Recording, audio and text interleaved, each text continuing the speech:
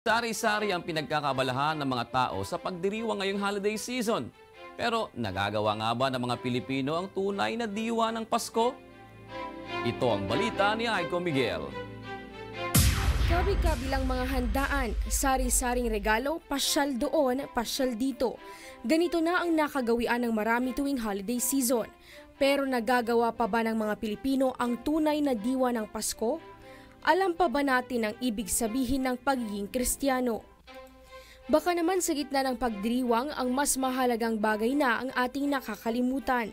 Nakumusta man lang ba natin ang kamag-anak na may sakit o nasa bilangguan?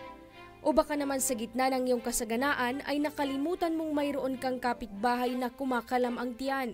Sa pangangalap mo ng mga regalo, napansin mo man lang ba ang namamalimos na batang ulila at babaeng balo? Kung tila nakakalimot man ang karamihan, mayroon din namang nakakaalala pa rin sa mga kapuspalad na kababayan.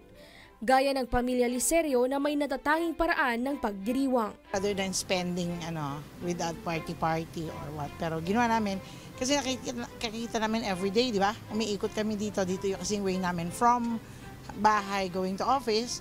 So kita namin maraming family talaga na So sabi namin, instead of di na lang kami, mamigay na lang ng food. Every year yan. Actually kasi is giving back what is due. Hindi naman kasi kami mayaman dati. Teaching our kids ng dalawa na para alam nila what really transpire na pagiging mahirap. Kasi ganyan din kami dati.